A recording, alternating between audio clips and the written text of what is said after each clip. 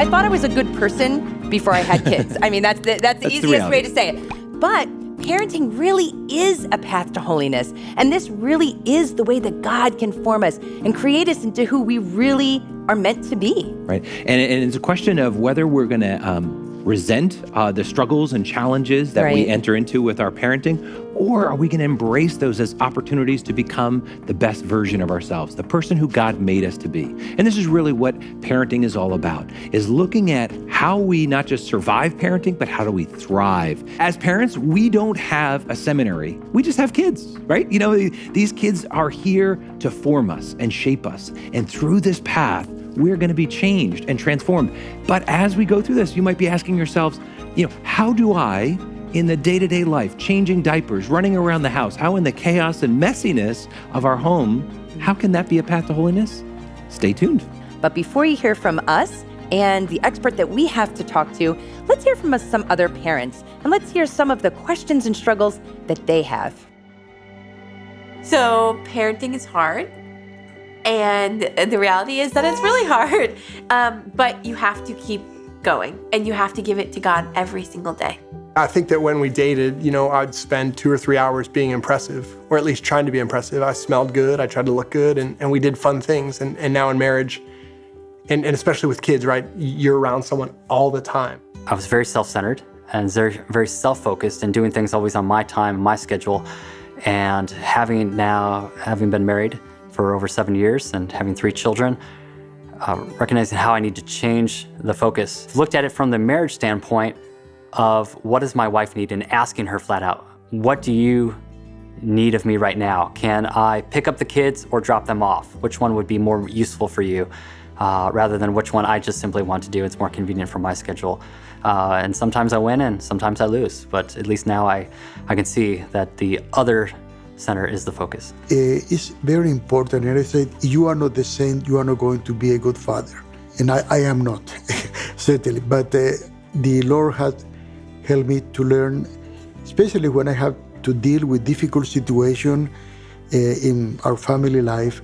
I read this book recently, and the author said that holiness and prayer has to begin with this foundation of a poverty, awareness of like where we stand before God and who we really are. And I think, gosh, being a parent of small kids and being married has surely reminded me every day and shown me where I fall short and where I absolutely need God's grace, because my own abilities just are not sufficient. And so we kind of lean into that sacramental grace in marriage. I had the experience where we had planned to go to adoration and then morning mass. And as I'm sure everybody knows, it takes quite a bit of planning to make this happen with a little child, especially a 6-month-old. And so we ended up getting there and feeling pretty happy that we were sitting there in adoration. And then Kristen turns to me and says, "Drew, I think the baby has a poopy diaper." And then I go to look inside our diaper bag, and there's no diapers. And so I spend the next half an hour running to Walgreens and getting new diapers. And by the time I get back, mass was halfway over. And so it was obviously, frustrating to me, but that was, a moment that God was calling me to serve through this poopy diaper. Parenting is a path to holiness because our goal as parents is to get our treasures to heaven.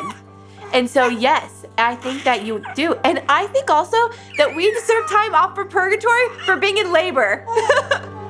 I definitely don't think we knew how challenging parenting would be before we had kids. There's only so much you can see in like your nieces and nephews. So yeah, I definitely feel like parenting is our path to holiness. I never thought like I had such a temper before I had kids or could get so angry about things. So it just like exposes so many things within myself and within you. So yeah, so many, I guess, things that should be worked on our way to path to heaven or before we get there. Yes, every single day, parenting is tough. However, with God, all things are possible. Now that we've heard from some of the parents about the challenges and struggles with parenting, particularly as we look at this as a parenting as a path to holiness, we're so excited to have with us today Father Boniface Hicks. Father, you're a spiritual director for me. We've been a friend for a while, but you're an author, a speaker, a teacher, and you're the director of the Institute for Ministry Formation at St. Vincent Seminary, and it's so great to have you on the program today. Thanks. Well, it's great to be with you. Yeah, so we've talked for many years over lots of these things, and you've really helped really kind of get me going in the right direction and renewing my spiritual life. But for a lot of parents, they often look at the call to married life not really as a call. They don't necessarily look at it as something holy or special or what have you. It's just, oh, that's what we do. Yeah, and I feel like sometimes, well, at least we have said this, is that like we have our prayer lives and our, lives of relationships as single people, and, things are moving along. And then you get married and you have children, and all of a sudden you feel like, I'm a horrible person. I don't feel very holy anymore. But I don't think that's true, right? I mean, if you could you speak to us, just give those parents that encouragement that that there is even if you don't feel like you're getting holier, that you don't feel like you're getting closer to God, actually parenting is a way of bringing you into deeper relationship with God the Father. Absolutely. Yeah, to speak to the comment you made, Mike, about people not considering marriage to be a vocation, it is a sort of natural desire, and so people can kind of move along. There was marriage before it was a sacrament, but Christ has taken that natural desire, that natural union, and he's raised it to a new level so that it really becomes the image for the rest of us for what holiness is supposed to look like. So spousal love is actually the image of holiness, what you're living and struggling to live more perfectly as you already encounter that in your relationship with each other, let alone when you then bring new life into the world in children. The challenges that are there are really the challenges that all of us have. I'm constantly using the spousal analogy to explain to people what a life of prayer should look like. Isn't that crazy to think about that for as lay people, as a married couple, that you as a priest, that religious would look to us, and that's what Christ says in the scriptures, right? And that's something that's really, it takes some thought as we're sitting there in the kind of daily grind. And as Alicia said, sometimes just struggling with our own weakness, struggling with our own virtue or coming out old habits, right? That it seems so natural, and sometimes we don't feel very good or that we're being effective in this path. And if it is a calling, which it is, then how do those two work? Where we have those struggles with anger or impatience or all this, and yet this is supposed to be a vocation. We're supposed to be a witness to the world about Christ's love for the church. It doesn't always feel like that. I think part of the problem we have is the idea of holiness that's often floating around out there is something ethereal and strange and otherworldly, when in fact Jesus says, love one another as I love you. This is the new commandment, that to actually love is at the heart of holiness. Holiness is to be like God, and in Jesus Christ, in Christianity, we've understood that God is love. And so holiness is the perfection of love. Well, how do you perfect love? Not in a chamber somewhere off by yourself, by loving people, being in relationship with people.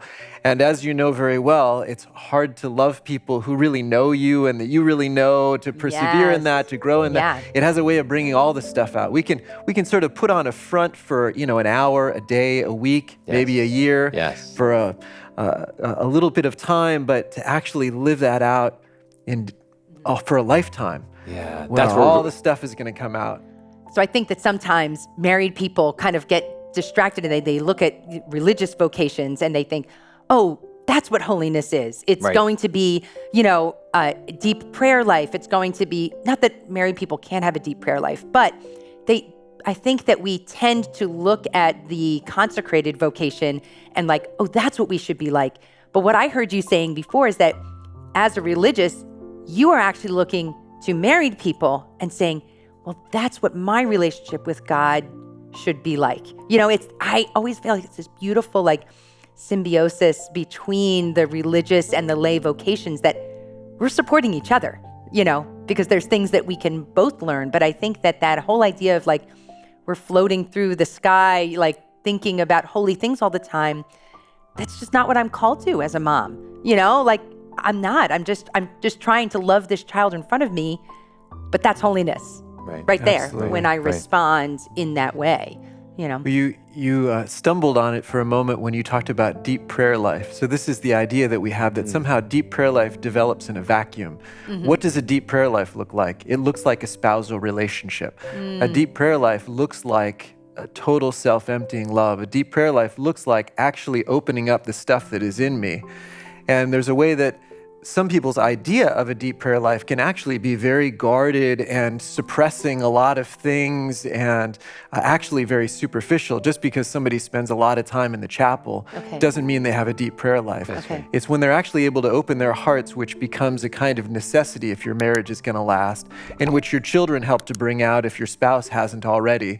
It's those openings of the heart that actually are the stuff for a deep prayer life. And so when you, living in this context of love and marriage and family, start to come more deeply before the Lord, your heart is already open, things are already raw, the stuff is already out there, and then relating that to God comes even more immediately.